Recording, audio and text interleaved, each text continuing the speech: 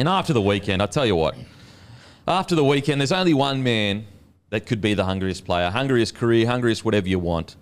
It is the great Fatty Vautin. That's right. Fatty Vautin has retired from his role in media at Channel 9. He is our hungriest player. Use code FATTY, F-A-T-T-Y, for $7 off Italian. Minimum spend is $20. And boys, I want to go around and I'll start with our favourite Fatty moments. First of all, icon, as you can see behind you, one of the blokes that laid the foundation in media. We have to, obviously his career is incredible by itself, but think about the impact this bloke's had. If you just had his career, he'd be, remembered as one of the best. But then also, and that's not even just in, he's also got his coaching career, the famous Origin series, but also to impact media, because before him there was essentially no ex-players that were going to media. To do what he did and be in media this long, when you see people resold pretty much yearly, there's an argument to be made his media career is even bigger than his playing and coaching career, which is friggin' amazing. So the great Fatty, we wouldn't be here without Fatty and what he did early on. He's a guy that laid the foundation. One of my favourite moments, and it's all over the internet, a lot of people posting favourite moments, but it's got to be one of the days where they had the fan come up and just pestering him all day. And just seeing Fatty's natural reaction of trying to be polite to this guy, but also ready to throw down at a drop of a hat. Putting the sunscreen on, it's going to be an atrocity here soon. I love that kind of stuff, because I love the fact that, he's a little bit older, but he's still Fatty. He'd be able to go with the best of them. And this bloke is pestering him. He's trying. You can see his anger levels just rising and rising. And it makes the clip even better, especially watching it now, is seeing a young Matty Johns. Like, that's not the Matty that he is now. Almost like awkwardly, oh yeah, what's going on here? But he's obviously in on the joke. Anyway, that's one of my favourite moments. I love seeing pranks like that, especially pranks that I think sometimes now, because everyone's aware of it, you can tell they're aware something's not right. In this prank, he absolutely had no idea what was going on. That's one of my favourite Fatty moments. It's funny when you look back on the, where the show was and who Matty Johns is now, that Fatty sort of took him under his wing. Yeah, for sure. And when you think about when Vautin eventually left, like they went and got other people to join the show, that even at that point, probably Matty Johns wasn't ready to be that guy. You think about now, in my opinion, Matty's going to be the GOAT of probably rugby league. It's an interesting history with the Footy Show, because even back then, this is I think 2014, Matty Johns was like, he creatively wanted to take it in a different direction. And it's like, you always wonder, what if they had have gone, let's go this way instead of that way, because obviously it's not with us anymore. But it's crazy when you look back on it. For me, one moment I always remember that I always thought was fucking hilarious, when they used to have the show, the part called Crack a Fat, where they'd get the blow-up inflatable dolls. You'd have to tackle one of them. And Fatty showed them how to do it. Was explaining how the game works, tackled it in. They then got the inflatable doll, they put it back up, and it was going around in a circle, but then he was trapped on the inside.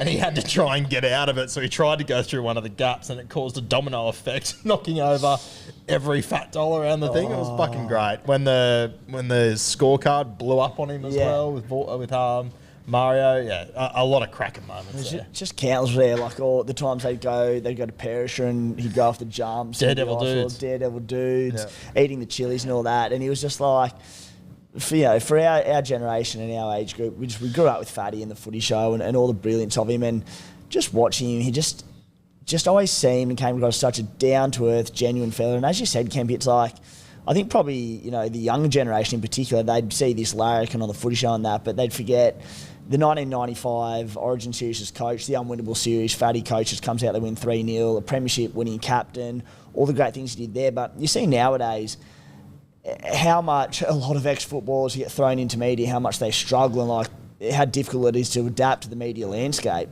Fatty hosted one of the biggest shows on free-to-air television for the best part of 2 decades. And it just aged incredibly well that entire time. Just such a great, great man. And I've never met the Fat, but even like you watch him interview people, and notoriously tough people to interview even in the modern day, like Wayne Bennett, and you just see the smirk that Wayne has on his face when he's talking to Fat because of the admiration he has for him. And a lot of these like key media types, we saw the Gus Gould tribute to him on Twitter yesterday as well. Such a special man, the Fat. So you'll have a long legacy. He's a really good example of je ne sais quoi. Because if you were to go, okay, let's write down on paper what is required to be the host of a big show. He wouldn't tick any of those boxes. Like, he's not buttoned up. He's not all... But at the same time, he has that special something that, you just can't not like the bloke. The timing, the ability to make people bring their defence down.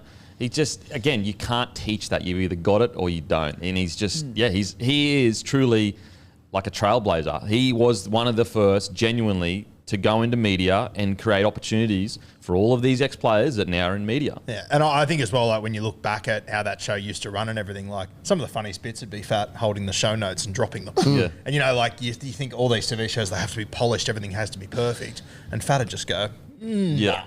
just turn it. Yeah, it was great. And then another thing, like, I feel like he had this perception of him, like, because of, the way he dressed and that he was, like, unprofessional and these sorts of things. And there'd be little bloopers where, like, he'd fart on air or he'd drop an F-bomb and he'd just drop his head because he knew what he'd done and all those sorts of things. And he'd just giggle.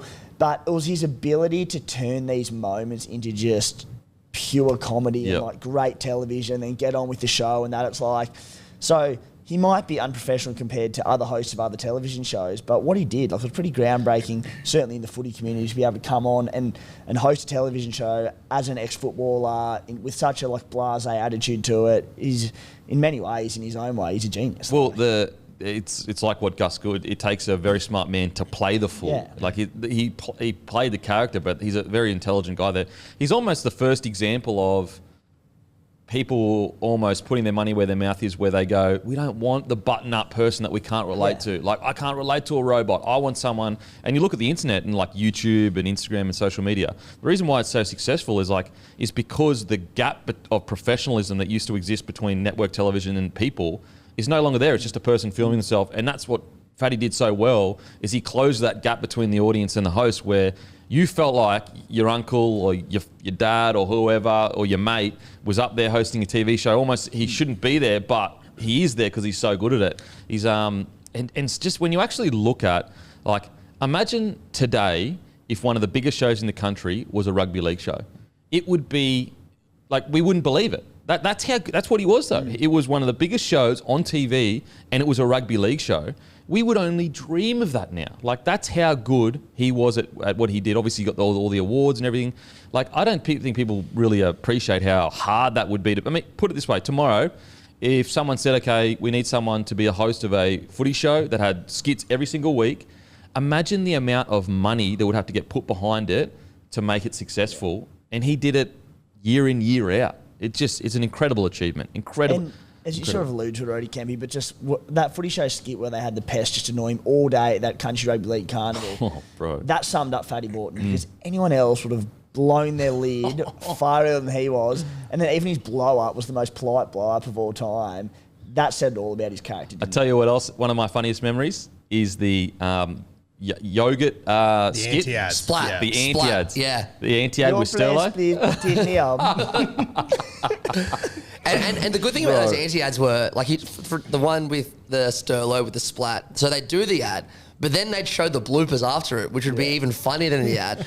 As good on script, even better off script. Like, who else could sit there and hold a pen, the pen leaks all over him, and that becomes one of his moments? Or when I think Darryl Broman or someone was talking, he just farts, and that just becomes a moment. I think, was it the with Steve Irwin where the snake shat all over him? Like, there's just so, the flower where he did to Mario. You watch it. There's a 25-minute best of Fatty compilation on YouTube. It gets a run at least bi-yearly. Put for it in me. the show notes. It'll be in the show notes. for Best sure. of Fatty on YouTube, to make sure to check it out. But when you think about it, outside of, like, Matty, who else has gone on to do, like, obviously Sterlo went on to be more of a serious commentator. I miss Sterlo as a commentator. He was so good. But, like, really, there's Fatty and there's Matty Johns. And, would Matty be who Matty is if it wasn't for Vautin? Maybe not. He was one of the first. And, like, yeah, like, that's how rare it is. So we're talking about, what, 30, 35 years now? Maybe even longer? What, 40 years? And there's two. That's how special of a bloke Fatty is. So what an incredible career. And, the fact that in media, where it's like year in, year out, people getting replaced and, the next big thing comes through and then they're gone in a year or two, he was there for like freaking 40 years or something, or 30 years. Like, That's unheard of in media. It's unheard of. Yeah. So what an incredible career. And as I said, like we wouldn't be sitting here if Fatty didn't lay the platform or the foundation to allow like ex-players to create their own thing, and then obviously fans to come in and provide content. What I loved about the Footy Show too is I felt like it really was connected to the rugby league community. Yeah. They did a really good job of like, it was a representation of the community rather than a show being spoken to the community. Sometimes I feel like there's a real disconnect between the actual show and the community. So yeah, Fatty Vautin.